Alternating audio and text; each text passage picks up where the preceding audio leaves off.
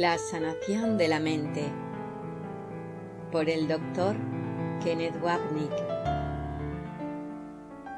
Continúo en el capítulo 6, Coloquio.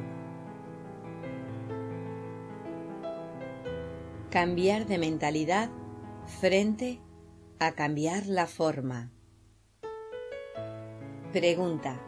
El libro de ejercicios dice que si estamos en nuestras mentes correctas, la voluntad de Dios es nuestra voluntad.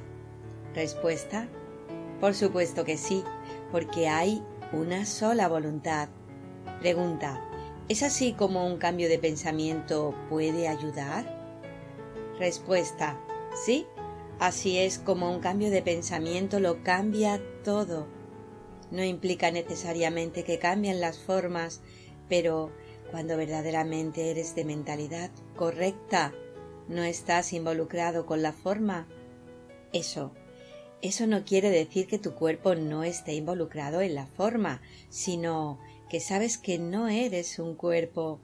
Hay varios pasajes que dicen lo mismo en relación con un tema distinto. La responsabilidad es escoger el perdón o el milagro. Su extensión a través de nosotros no es nuestra responsabilidad. El trabajo es sólo quitar al ego de en medio del camino. Entonces, cualquier cosa que hagamos o digamos será amorosa porque no habrá nada más en nuestras mentes. Si estoy en mi mente correcta, no estoy en mi mente errónea, puesto que es una o es la otra. Piensa en un coche en el que sólo hay dos marchas, marcha adelante y marcha atrás. No hay ni primera, ni segunda, ni tercera, ni cuarta, ni quinta. Tenemos que avanzar o retroceder y no podemos ir en dos direcciones al mismo tiempo. Cuando estoy en la mente correcta, no hay ego y por lo tanto todo lo que diga proviene del Espíritu Santo. A medida que nos aproximamos al final de la jornada, nos damos cuenta de que somos el Espíritu Santo. Personificamos al Espíritu Santo y a Jesús porque todavía creemos ser cuerpos. Otra frase que con frecuencia cito del libro de texto de un curso de milagros es: ni siquiera puedes pensar en Dios sin imaginártelo en un cuerpo o en alguna forma que creas reconocer. Porque eso es verdad.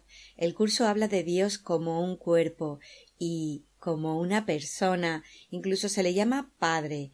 Él está tan antropomorfizado que tiene brazos, manos, voz, ojos y conductos lagrimales, porque llora, claro. Todas estas descripciones son metáforas. Hay un pasaje en el texto que lo explica de la siguiente forma: puesto que crees estar separado, el cielo se presenta ante ti como algo separado. Pero de hecho es que Dios no es un cuerpo, Jesús no es un cuerpo, el Espíritu Santo no es un cuerpo. Un curso de milagros se refiere al Espíritu Santo como nuestro Maestro. Sin embargo, muy al final lo describe como una ilusión que, como forma, desaparecerá.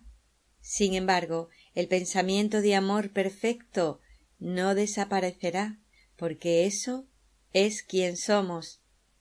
Cuando al final del viaje se aproxima, comprendemos que somos el Espíritu Santo, somos la voz de Jesús, puesto que no hay otra voz.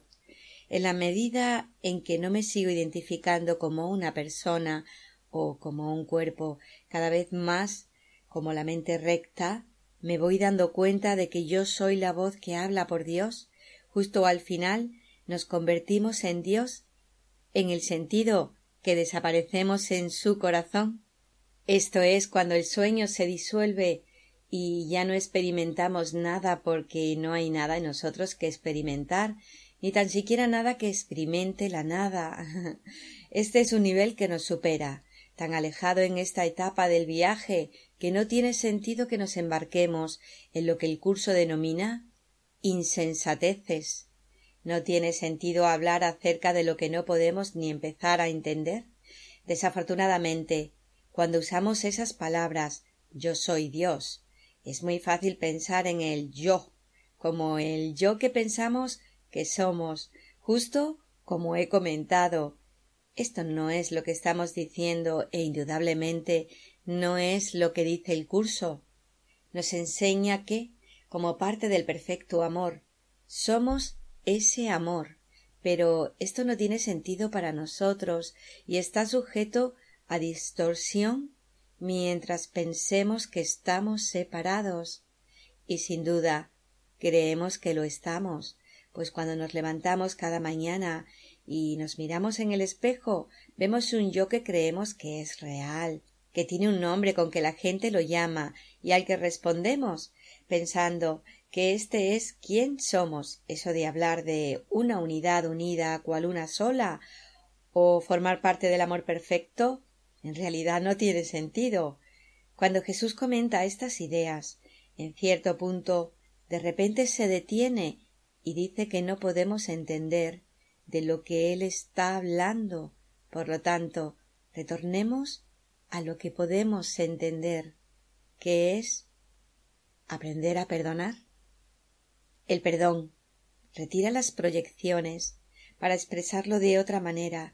Si lo que estamos proyectando en el pensamiento de separación, entonces lo que proyectamos fuera toma la forma de la creencia en intereses separados.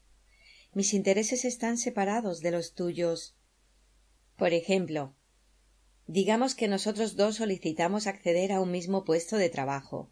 Ambos no lo podemos tener, por lo tanto nuestros intereses están separados. Tú quieres ese trabajo para ti, yo lo quiero para mí. Si tú haces el cuerpo real y por lo tanto tus experiencias, el principio de uno o el otro se hace muy importante. Solo cuando te das cuenta de que eres una mente y no un cuerpo que puedes entender que nadie pierde y que todos ganan. Seguro que en el nivel de la forma una persona obtendrá el trabajo y la otra no. ¿Pero de qué estamos hablando? ¿Qué trabajo? ¿De qué cuerpo? Jesús nos pide que actuemos en el mundo de los símbolos, pero no porque creamos que son la realidad. Esto es el significado de ser un sanador sanado. Un sanador no sanado piensa que hay intereses separados. Tú tienes un problema, yo no tengo ese problema, por lo tanto te puedo ayudar con el problema. Eso es verdad en el nivel de la forma, pero en el nivel de la mente ambos tenemos el mismo problema porque ambos pensamos que estamos aquí, ambos pensamos que estamos separados y ambos pensamos que nos necesitamos mutuamente para algo. Necesito tu dinero, de lo contrario, no puedo sobrevivir. Necesito tu elogio y aprecio, y tú necesitas mi habilidad para sentirte mejor. En el nivel corporal o en el nivel de la forma, esa clase de situación es inevitable, pero la idea es no tomarse en serio nada de ello y reconocer que cualquier circunstancia en la que te encuentres y que tenga el aspecto de ser útil, o bien estás siendo ayudado o estás ayudando a otros, bien, sencillamente es una excusa para aprender la lección de que no somos diferente, sino lo mismo. Ese reconocimiento es lo que sana nuestras mentes. El reconocimiento de que somos iguales, no en el nivel corporal, sino en el nivel de la mente, es otro tema muy importante de un curso de milagros. Tú tienes un ego de mente, yo tengo un ego de mente, tú tienes una corrección cuerda, el Espíritu Santo, yo tengo una corrección cuerda, y ambos tenemos el mismo poder de elegir entre ellas. ¿Dónde, entonces, está la diferencia? Tu forma es esta, mi forma aquella. Sin embargo, las dos formas son iguales porque ambas son ilusorias. Otra línea muy importante del libro de texto es: nada es tan cegador como la percepción de la forma. La forma miente Mientras estoy enseñando, veo un mar de cuerpos separados sentados en sillas separadas, veo adornos en la pared del fondo y demás elementos de decoración. Todo es mentira. Las proyecciones de un sistema de pensamiento delirante. Cuando proyectas un pensamiento delirante, alucinas. El curso utiliza esta palabra deliberadamente, como también lo hace con otra terminología psiquiátrica. Quien alucina ve lo que no está ahí, escucha voces que no están presentes, etc. Estos son los síntomas típicos de la psicosis, razón por la cual se nos dice una y otra vez que estamos locos. La elección de este lenguaje no es porque se nos menosprecie, importante, es una declaración sin complicaciones y nos dice: mira, tienes que ver lo que está ocurriendo, y lo que está ocurriendo no está ahí fuera, está en tu mente. Bien, el sanador no sanado piensa que hay algo ahí fuera, que necesita sanación. El pensar así hace real el error. Si crees que hay un problema externo que necesita solución, quiere decir que nunca vas a sanar, pues vas a enseñar el sistema del pensamiento del ego. Quizás lo encubras detrás de la idea de que estás siendo útil, bondadoso y compasivo, pero todo lo que estás haciendo, es decir, yo, el pronombre en primera persona que es sagrado para el ego y para la mente no sanada. Cuando estamos en la mente correcta, usaremos la misma situación de ayudar o ser ayudados como un medio para aprender que, en el nivel de la mente, todos somos iguales, necesitamos ser fieles a la forma, a nuestros papeles y responsables como individuos, como miembros de la familia, como empleados, etc. Somos fieles a estos diversos roles, no porque sean significativos en sí y de por sí, sino porque son las aulas de enseñanza que hemos elegido, en las que aprendemos que no somos culpables, que todos los involucrados en la situación tenemos el mismo interés en despertar de este sueño de mente. Como pensamos que somos cuerpos, necesitamos estas clases de enseñanza hasta que aprendamos que no somos cuerpos. Para reiterar este punto importante, no se nos pide que neguemos lo que sucede en el mundo o las diversas responsabilidades que tenemos. El curso diría exactamente lo contrario. Queremos aprender a cumplir con nuestras responsabilidades y roles sin culpa, sin resentimiento, miedo o enojo. A medida que las mentes se sanen progresivamente, seremos cada vez más libres de enfrentarnos a todas las situaciones con bondad, no sólo con ciertas personas en determinados días y en algunas situaciones, sino siempre con todos en cualquier circunstancia que se nos presente. Cuando procedemos desde la amorosa presencia de Jesús en nuestras mentes, ¿cómo no podríamos evitar incluir a todos de la misma manera en que Él los incluye? Dejaríamos de elegir bandos o diferenciar entre el bien y el mal, la víctima y el victimario, el oprimido y el opresor. Veríamos a todos como iguales porque todos somos iguales. Lo más cerca que llegamos en este mundo a la unidad del cielo es la percepción de que todos somos iguales.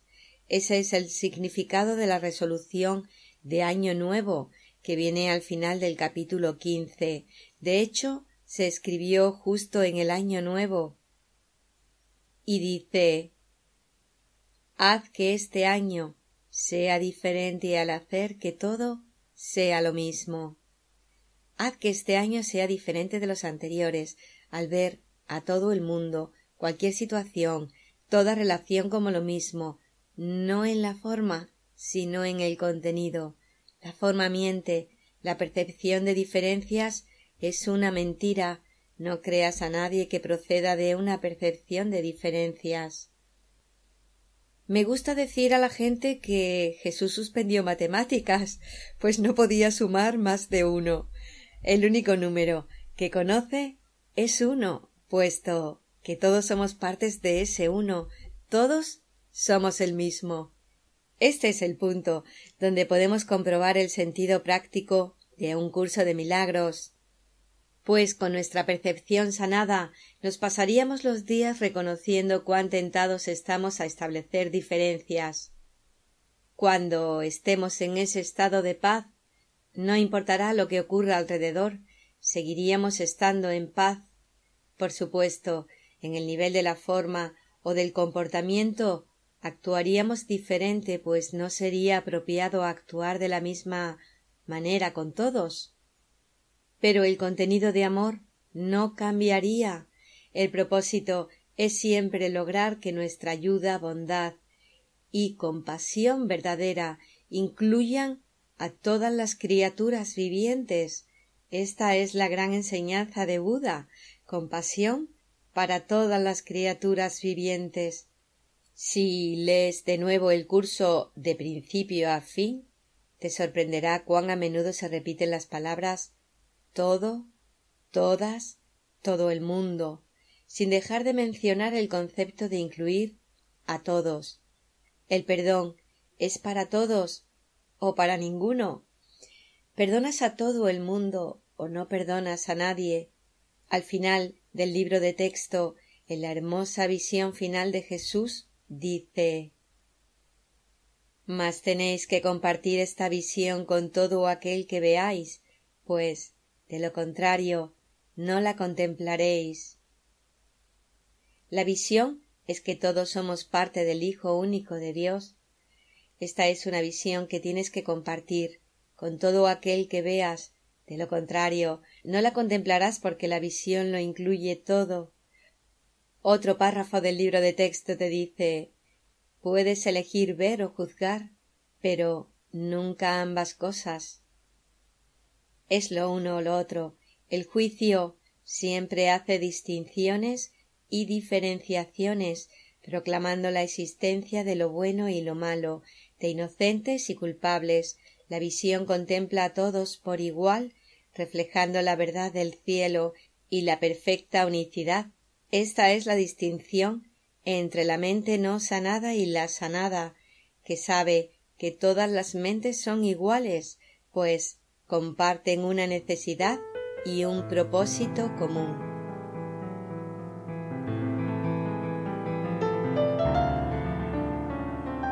La culpa llevada al extremo. Pregunta: de manera progresiva, cada vez que me pasa más cuando tengo que tomar una decisión sobre cualquier asunto, es como si fuese una tortura. Puede tratarse de la cosa más mundana, como por ejemplo, ¿dónde pongo gasolina? Si decido poner gasolina en un sitio, me sentiré culpable por no haberla puesto en otro, lo que hace que me sienta terriblemente equivocado. En todo momento siento presión y sé que cuando se dan las aperturas, el dilema desaparece. Sin embargo, vuelve. Es como si hubiera un jurado aquí arriba, que no para, es constante. Veo las proyecciones. Cuando ando por la casa las cosas parecen estar bien. Entonces alguien de repente dice algo indebido y aunque comprenda que no hicieron nada, me molesto. Me siento culpable por haberme molestado. Sin embargo, no parece que pueda vivir sin sentir esta culpa horrible. Respuesta: no te voy a decir nada que tú no sepas. Lo que quieres hacer, que creo que ya lo estás haciendo, es darte cuenta de lo absurdo de tu situación. Los sentimientos de culpa son en realidad los que has descrito anteriormente. Estás tomando en serio la diminuta idea loca, a tal extremo que te sientes culpable por elegir una gasolinera en lugar de otra, o te obsesionas por cualquier otro asunto, algo que sabes con certeza que es ridículo. Esto sirve de ayuda, puesto que señala la posición completamente absurda de interpretar algo inherentemente sin significado y convertido en algo serio e inductor de culpa. Todo lo que tienes que hacer es darte cuenta de ello y no tomarte tan en serio, incluso cuando estás siendo muy crítico contigo mismo. Se siente como si fuera un muro que no puedes atravesar, pero puedes empezar a hacerlo si te das cuenta de que no es lo que parece. Al ego siempre le encanta fabricar estos muros, que son los problemas, neurosis y similares. Y entonces concebir ingeniosas soluciones para derribar el muro, pasar por un lado o evitarlo por completo. Sin embargo, todo lo que se requiere es mirar el muro y darse cuenta de que inherentemente no es lo que parece. A esto hace referencia el curso cuando habla de la risa apacible. Te ríes de ti mismo por tomar en serio algo que no es nada. Y todo es nada, no importa si se trata de una gasolinera, de tus hijos, de tu esposa o de ti mismo. Todos son iguales, en otras palabras. No te dejes engañar por la seriedad del ego.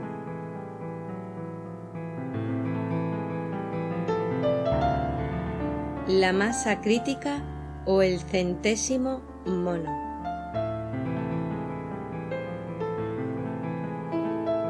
Pregunta.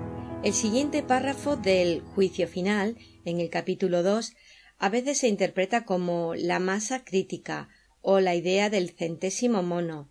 Todos nos quedamos aquí hasta que todos los demás puedan irse también. Y el libro de texto dice: Dios tiene solamente un hijo, cada uno de ellos tiene que ser una parte integral. Este hecho, no obstante, queda velado mientras falte una sola de ellas. Por eso es por lo que, en última instancia, el conflicto no se puede resolver. El conflicto no se puede resolver hasta que todas las partes de la filiación hayan retornado. Sólo entonces podrá comprenderse lo que, en el verdadero sentido de la palabra, significa plenitud. Respuesta. Sí, ese mensaje y otros parecidos se sacan de contexto. Ciertamente suena como la idea de la masa crítica. Sin embargo, es importante recordar que los primeros capítulos del curso no son tan claros como los posteriores, y este pasaje pertenece al capítulo 2.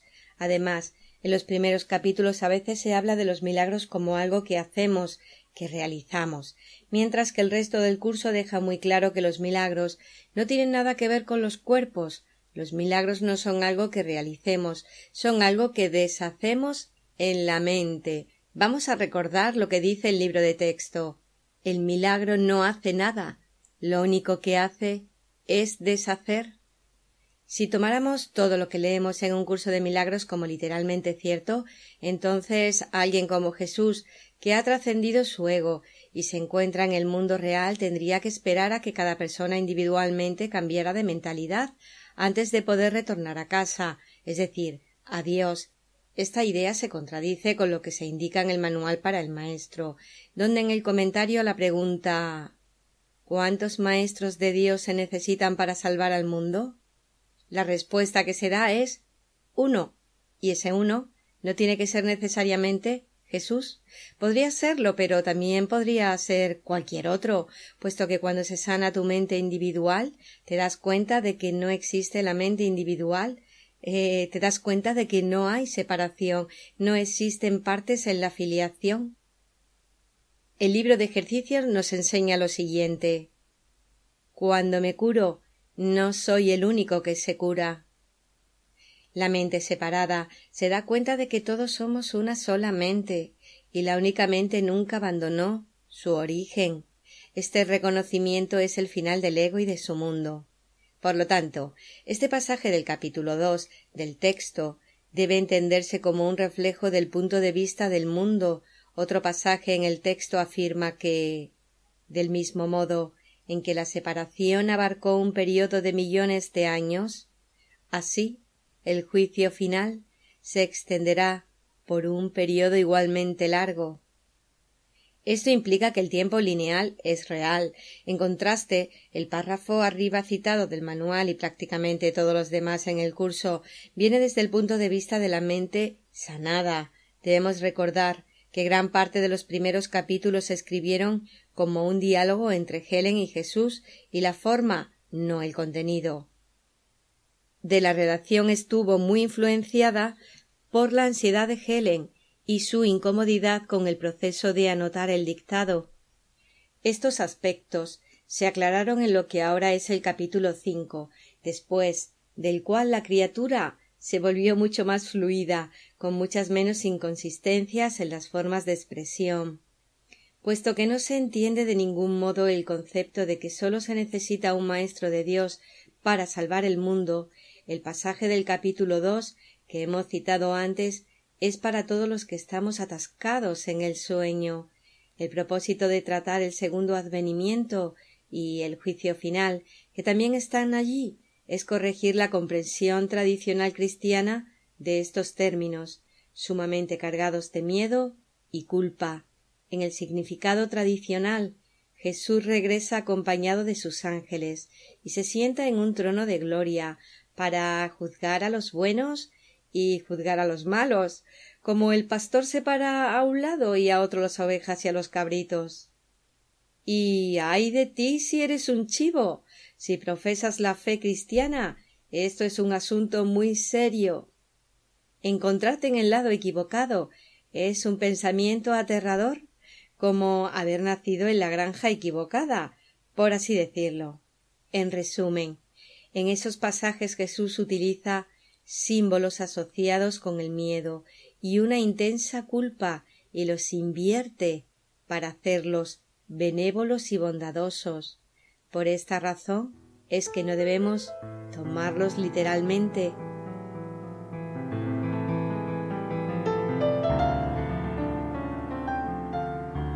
Despertar como uno.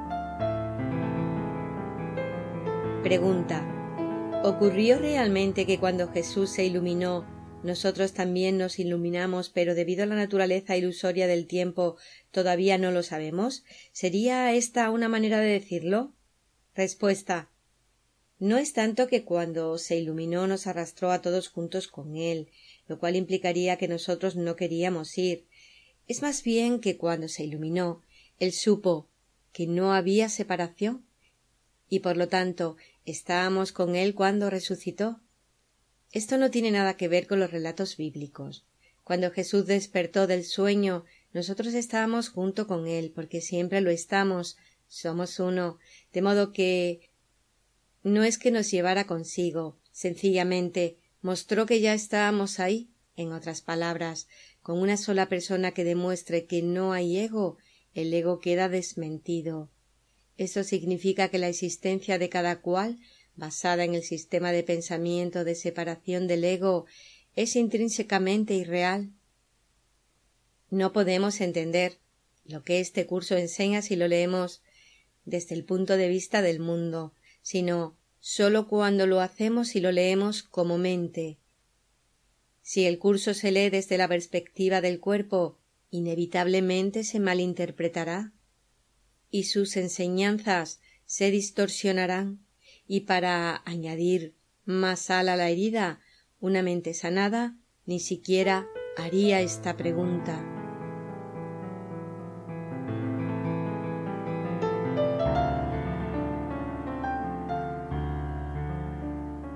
Hacer algo descabellado.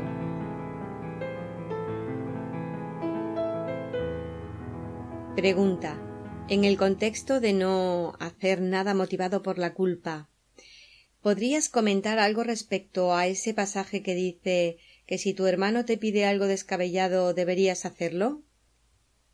Respuesta: unas 100 páginas más adelante Jesús retorna a ese pasaje, olvida que utilizó la palabra descabellado y ahora utiliza la palabra absurdo.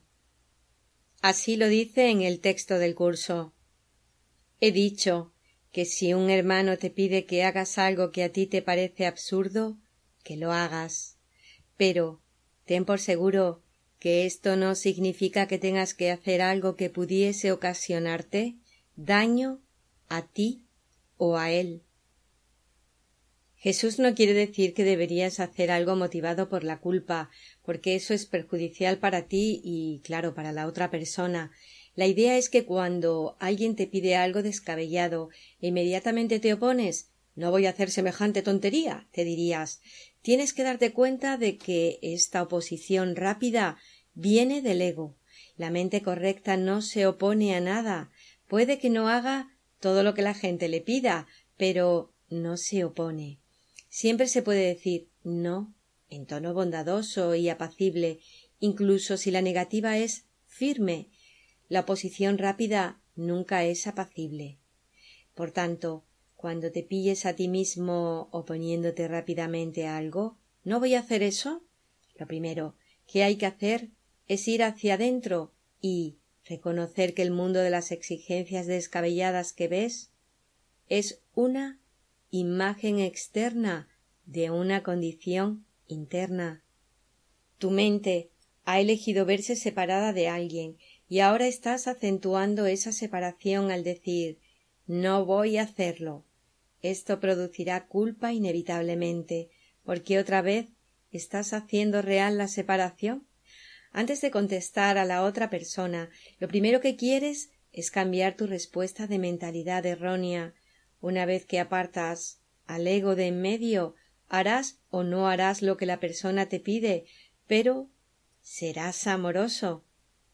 Una confusión muy frecuente entre los estudiantes es pensar en la apacibilidad como falta de carácter o en la firmeza como un ataque.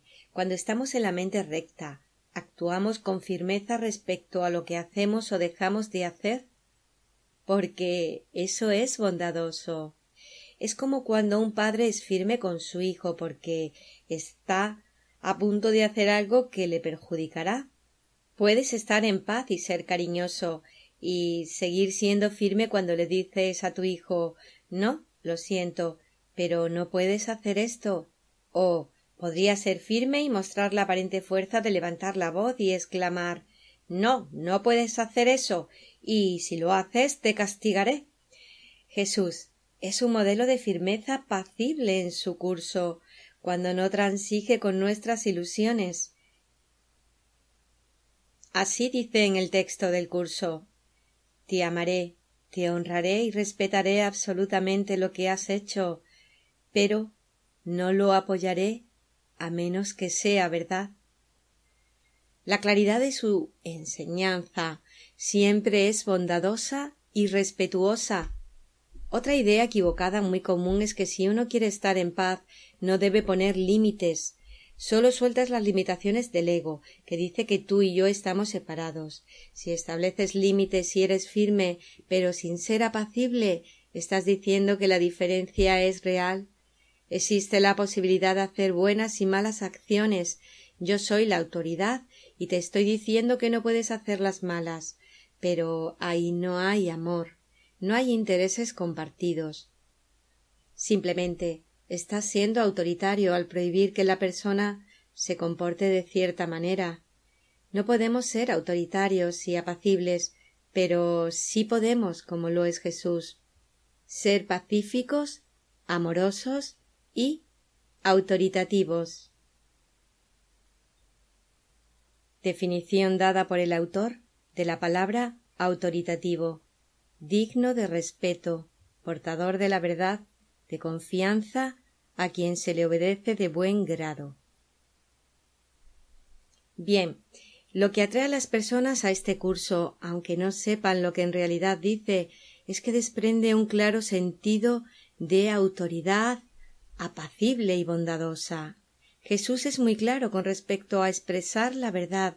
Al igual que Dios, Jesús contempla nuestras ilusiones y sencillamente piensa de otra manera. No nos apunta amenazante con el tembloroso dedo acusador, sólo nos dice: mientras sigas atemorizado, te esperaré, no te arrastraré al cielo, te invitaré y te ayudaré a deshacer los obstáculos del miedo. Como dice la canción de Gershwin, ¿quién podría pedir más? Bien, tratar de forzarse a uno mismo, de arrastrar a otros al cielo, difícilmente se puede calificar de amoroso. Cuando intentamos hacer esto, afirmamos rotundamente que no estamos en el cielo. Jesús, en cambio, no nos lleva realmente a ninguna parte, puesto que ya estamos allí.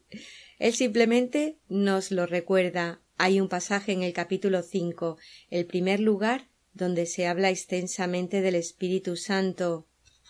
en el que Jesús dice que el Espíritu Santo no da órdenes ni vence, simplemente es un recordatorio. Esto es lo que hace este curso. Nos recuerda la verdad de que ya estamos en casa, como dice el libro de texto. En Dios estás en tu hogar, soñando con el exilio, pero eres perfectamente capaz de despertar a la realidad. Nuestra conciencia tiene que pasar de ser un ego, la morada del mal, de las tinieblas y del pecado, a ser consciente de que la luz, la dicha y la paz moran en mí, y de que ya estamos en casa. Lo necesario para despertar y darnos cuenta de que ya estamos en casa es mirar nuestras pesadillas, acompañados de la presencia amorosa de Jesús, que nos enseña que el miedo no es lo que pensábamos. Si el proceso no es apacible, no aprenderemos la amabilidad del amor, y en su lugar aprenderemos lo que siempre nos ha dicho el ego: el amor de Dios regaña, el amor de Dios reprime y castiga. Por lo tanto, la meta es ser un ejemplo de autoridad pacífica y bondadosa. La clave del asunto es querer ser este ejemplo. El curso es un mensaje del perdón. No podemos enseñar un mensaje bondadoso y amoroso si nosotros mismos no somos ejemplos de bondad, amor y perdón. De lo contrario, solo enseñamos la forma y obviamos el contenido. Esto hace que sean discrepantes y que nosotros estemos en conflicto, porque el contenido es la culpa y el miedo, mientras que la forma aparenta ser amorosa y bondadosa. Un breve pasaje del texto destaca esta inevitable experiencia de conflicto, incluso si es inconsciente, cuando la forma y el contenido discrepan, y es el siguiente. Puedes entonces controlar tus reacciones en lo que respecta a tu comportamiento, pero no en lo que respecta a tus emociones. Esto obviamente divide o ataca la integridad de tu mente, poniendo a uno de sus niveles contra el otro. Es algo que todos hacemos y le hemos enseñado al mundo que nos entrene a ser de esta manera. Tenemos la creencia de mente de que mediante el control de lo que hacemos o decimos cambiaremos lo que pensamos. Un claro ejemplo de la inversión de causa y efecto, o forma y contenido, donde nosotros creemos que el problema son las malas acciones, las cosas que solemos hacer o decir sin amor. Por ejemplo, tal vez creamos que un buen estudiante de un curso de milagros no se enfada, siempre está en paz y es amoroso, y como aspiramos a ser buenos estudiantes del curso, nunca debemos enfadarnos. Intentamos controlar el comportamiento con la esperanza mágica de que esto resolverá el problema. Sin embargo, no lo conseguimos. El enfado permanece en la mente, junto con la culpabilidad. Y lo que es peor aún, tenemos la ilusión de haber solventado el problema, puesto que nuestras acciones corporales, que es la forma, sugieren que la mente ha sanado, que es el contenido. Si estamos enfadados, es mucho mejor estar enfadados. Así podremos ocuparnos con eficacia de nuestra mente no sanada, en lugar de fingir que mediante el control del comportamiento, efecto forma, estamos controlando nuestros pensamientos. Ya sabéis, es sinónimo de causa contenido.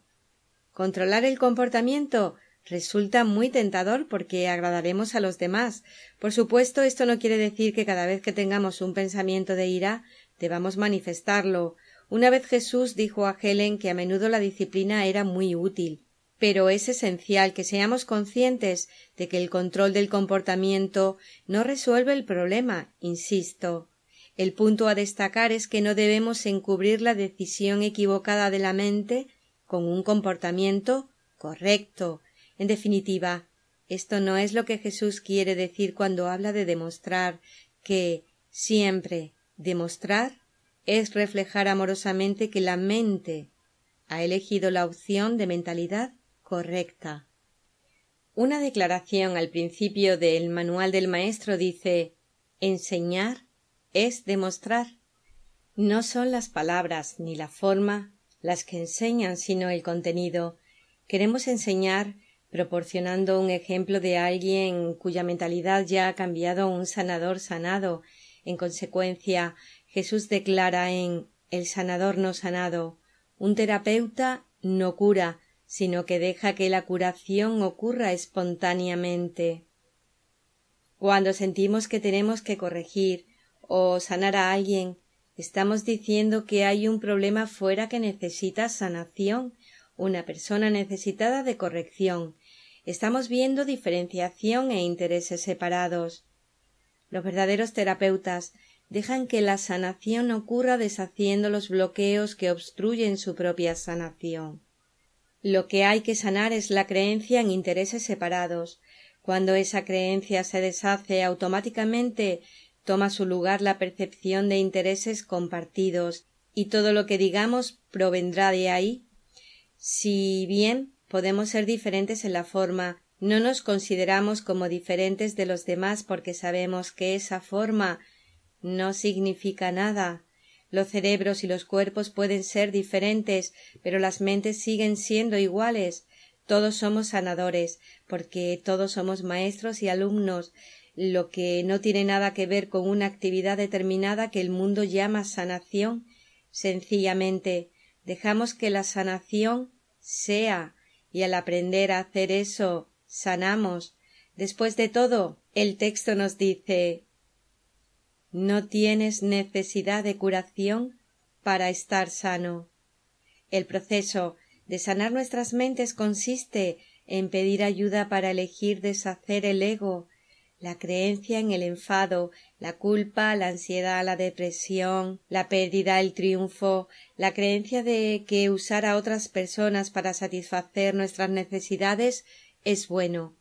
En esto es en lo que necesitamos ayuda, y a medida que soltamos nuestra inversión en esta percepción errónea, el amor que está en la mente correcta, la nuestra y la de todos, se extiende automáticamente a través de nosotros.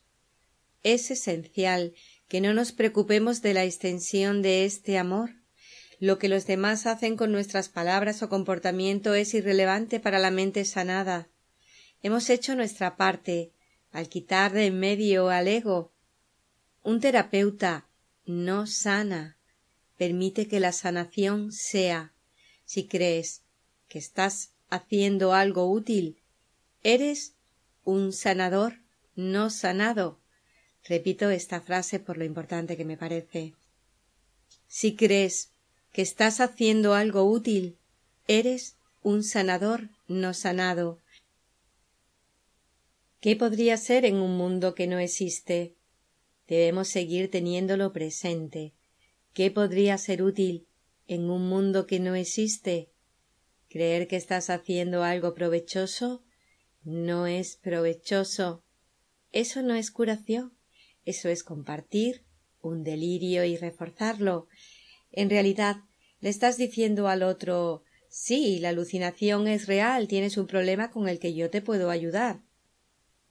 Aunque en el nivel de la forma y del comportamiento parezca que hacemos justo eso, no somos arrastrados ni engañados por las mentiras del ego, pues sabemos que la sanación ocurre solo en el nivel de la mente, como nos dice la lección 184.